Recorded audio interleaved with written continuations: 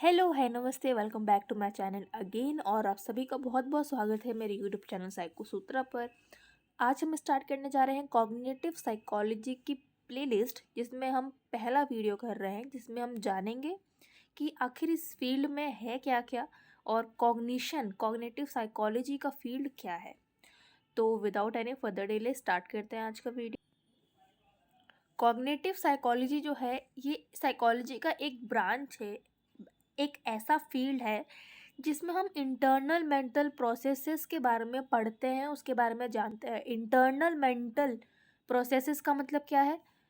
हमारे दिमाग में जो भी इंफॉर्मेशन आ रही है उसको हम कैसे एनकोड कर रहे हैं, राइट? कैसे अंदर जा रहा है, वो कैसे प्रोसेस हो रहा है, हम कैसे किस चीज़ को, किसी मैसेज को, किसी इंफॉर्मेशन को याद कर रहे हैं, और जब हमें याद करना है या दोबारा कुछ बोलना है तो कैसे वो दिमाग से दोबारा बाहर आ रहा है हमारा, हम कैसे बोल पा रहे हैं।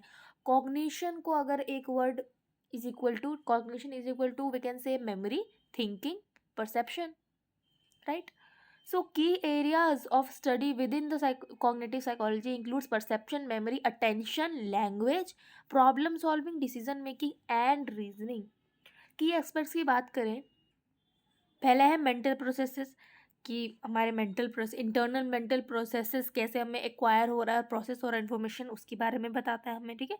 इसमें हम इस बारे में पढ़ाई करते हैं। फिर इंफॉर्मेशन प्रोसेस कैसे हो रहा है, ठीक है? यहाँ पे माइंड को एक कंप्यूटर की तरह दिखाया गया है कि कैसे वो इन्फॉर्मेशन को प्रोसेस करता है। Then schema theory.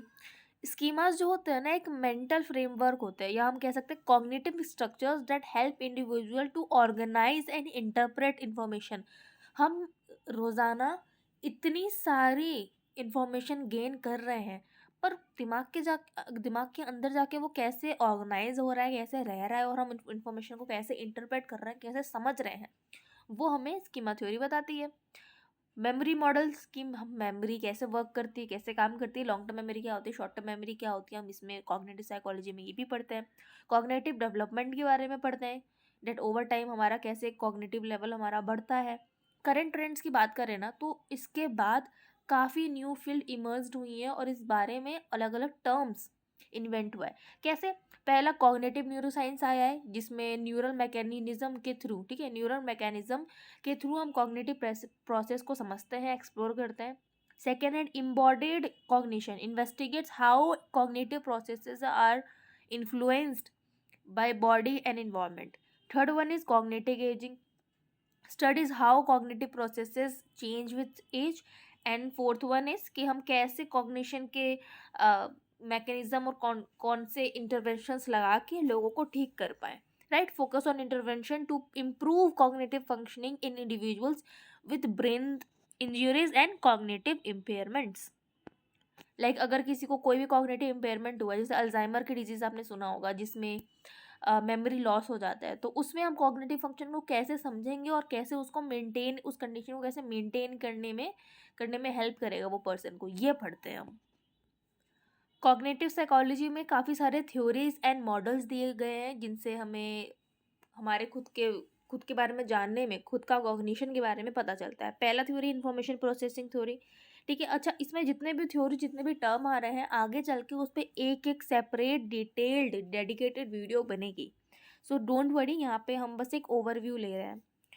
Information processing model views that mind as a system that processes incoming information, जो आ रही है उसे स्टोर करता है और रिट्राइव करता है, दोबारा बाहर निकलता है जब भी हमें उसका काम होता है।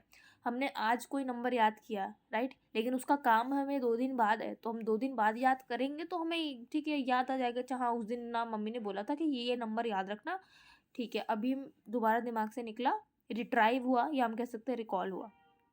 सेकेंड है एटकिंसन शिफ्रिन मॉडल। इसमें इन्होंने sensory memory, STM and long term memory, LTM की बात की थी। बैडले एंड हिच वर्किंग मॉडल, इन्होंने कहा कि शॉर्ट टर्म मेमोरी एक एक्टिव वर्क स्पेस है, और ये शॉर्ट टर्म मेमोरी जो है वो एक शॉर्ट चीज़ नहीं है, इसमें बहुत सारे मल्टीपल कंपोनेंट्स हैं जिसके बारे में हमें ध्यान देना चाहिए, वो हम आगे बढ़ेंगे। Piaget's theory of cognitive development, जो इन्होंने 4 स्टेजेस दिए थे, operational, pre operational, operational, concrete and formal, वो भी हम आगे देखेंगे। डुअल प्रोसेसिंग थ्योरी भी दी थी, इसमें 2 चीज़ों के बारे में बात किया था, that one first one is fast and automatic and second one is slow and deliberate. अगर हम इस फील्ड के कंट्रीब्यूशन के बारे में बात करें तो वो तो अनगिनत है, लेकिन यहाँ मैं आपको समराइज़ करके 4 पॉइंट्स में बस समझाऊँगी।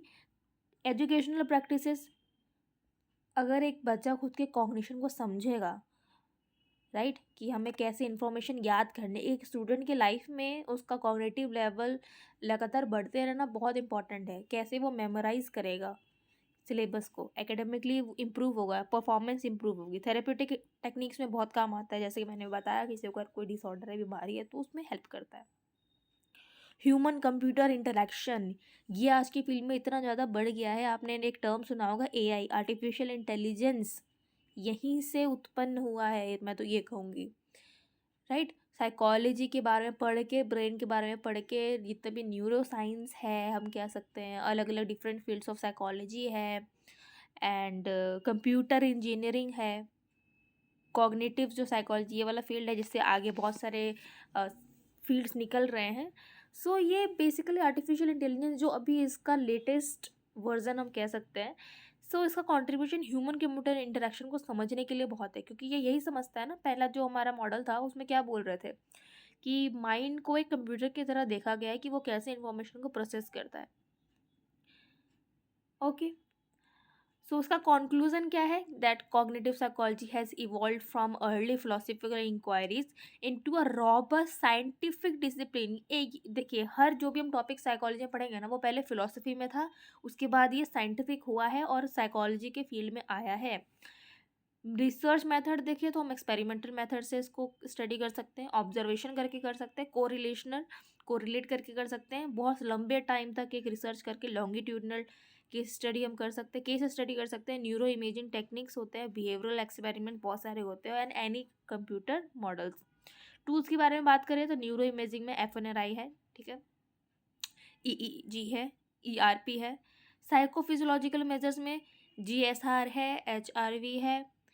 बिहेवियरल टास्क में स्ट्रूप टास्क एक होता है, ठीक है। Farmer of Hanoi, tower of Hanoi बहुत फेमस है, वो भी एक टूल की तरह यूज़ होता है। क्वेश्चनर एंड सर्विस के थ्रू हम किसी का कॉग्निशन लेवल जान सकते हैं। Eye tracking, virtual reality, transcranial magnetic stimulation, TMS, and जो TBS होता है।